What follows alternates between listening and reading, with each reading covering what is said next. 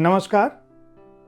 साहित्य तक के बुक कैफ़े के एक दिन एक किताब में मैं जयप्रकाश पांडे आपका स्वागत करता हूं। आज शुक्रवार है और वादे के मुताबिक मैं एक कविता संग्रह के साथ उपस्थित हूं जिसका नाम है मैं थिगली में लिपटी थेर हूं। ज्योति रीता की यह पुस्तक है। ज्योति रीता MA MEd विनोबा भावे विश्वविद्यालय से की हैं, अध्यापन करती हैं और उनके लेखन का जो मूल स्वर है उसमें स्त्री जीवन और प्रेम है।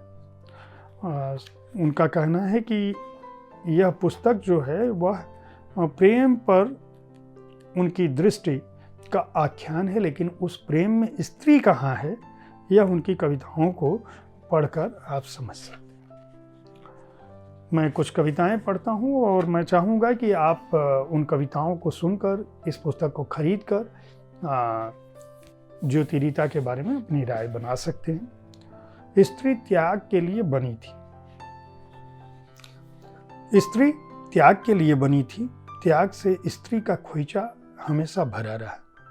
झुकी नजरों वाली स्त्री को कुलीन कहा गया, बोलने वाली स्त्रियों को पतिता कहा गया, मूक बधिर स्त्री को द्विवी स्वरूपा माना गया, नरम कदमों से चलने वाली स्त्री लक्ष्मी थी। ख्वाब को लिफाफों में बंद कर दरिया में बहाने वाली स्त्री शीतला माता, उन लिफाफों को खोलकर चूमने वाली स्त्री बेगैरत थी। बच्चे पालती, दूध पिलाती, बिस्तर सहेजती स्त्री घर के लिए खाद पानी थी। खानसामा की तरह रोटी पर मक्खन लगाती स्त्री को रात बिस्तर पर प्रेम से देखा जाता। कुछ पल बाहों का साथ मिलता, ख्वाहिश का परचम लहराते ही करवट से पीठ तर हो जाती। स्त्री का जीवन गर्म तवे पर रोटी सेकने भर से था, उसकी तरबियत में ही कुछ खामी। मेरे और तुम्हारे बीच, बहुत छोटी सी कविता एक है। मेरे और तुम्हारे बीच एक बारीक सी झीनी चादर टंगी है कील से। उस पार तुम हो, इस पार मैं हूँ।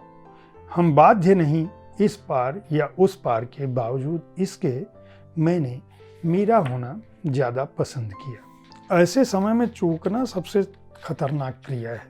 यह एक कविता है। जब तक पिता थे हम जिम्मेवारियां का झोला आप ही उठाते रहे। कभी लेने की कोशिश भी की तो रोक देते। नहीं टोह पाया कभी मन, नहीं जान पाया उनका समीकरण। हालांकि पिता मेरे सबसे करीब थे, पर सच तो यह था कहाँ जान पाया उनकी आंखों की चुप सी भाषा, बंद होठों की जुबान। जब भी उनकी ओर देखता हाथ उठाकर कहते सब ठीक है, सब ठीक हो जाएगा। कहीं चुक गया मैं, कहीं चुक गया परिवार। पिता जो देखते ही समझ लेते मन के भाव, पर उनके लिए पूरा घर ही चुक गया कहीं। ऐसे समय में चूकना सबसे खतरनाक क्रिया है। एक और कविता मैं पढ़ता हूँ। माँ, मुझे कभी गौरैया नहीं होना था। माँ ने कहा गौरैया हो तुम, फुदकती हो, चहचहाती हो, खिलखिलाती हो, रोते को हंसा देती हो, चुक कर खाती हो, किसी बात पर चिढ़कर घंटों चुप रहती हो, घर में होती हो तो घर हंसता है। कोई किताबी गौरैया हो तुम, घर भर में किताबों के साथ होना तुम्हें खुशी देता। किसी किताब का खुला पन्ना हो तुम, घर के एक टहनी नुमा कमरे में रहती हो।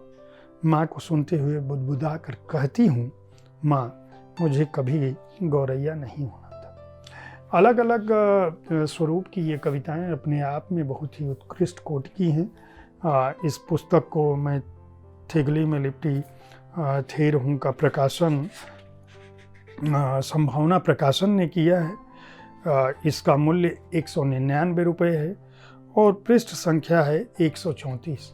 अगर आप अच्छी कविताएं पढ़ना चाहते हैं तो इस युवा कवयित्री को उनकी पुस्तक खरीद कर पढ़कर उत्साहित कर सकते हैं। निश्चित रूप से आप इस पुस्तक को खरीदने के बाद निराश नहीं होंगे, ये मेरा वादा है।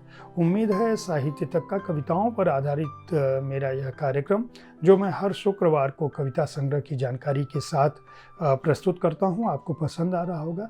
अगर आप अच्छी कविताओं को सुनना चाहते हैं और बहुत बेहतर उम्दा आवाज़ में सुनना चाहते हैं तो मेरे वरिष्ठ सहयोगी संजीव पालीवाल जी इंस्टाग्राम पे हर दिन किसी न किसी अच्छी कविता के साथ और अपनी रील्स के साथ उपस्थित होते हैं। आप साहित्य तक के पेज पर जाकर उनके कार्यक्रम को भी सुन सकते हैं। अच्छी किताबों के बारे में जानना चाहते हैं तो बुक कैफ़े में हर दिन इसी समय मैं आपके पास आता हूँ। आप हमारे कार्यक्रम को देख सकते हैं, सुन सकते हैं। हर शनिवार मैं आपके किसी पसंदीदा लेखक से बातचीत करता हूँ। रविवार को आपको इस बात की जानकारी देता हूँ कि किस प्रकाशक ने बुक कैफ़े में चर्चा के लिए अपनी कौन सी पुस्तकें भेजी हैं। देखते रहें साहित्य तक। बुक कैफ़े के बारे में अपनी राय बताते रहें। धन्यवाद।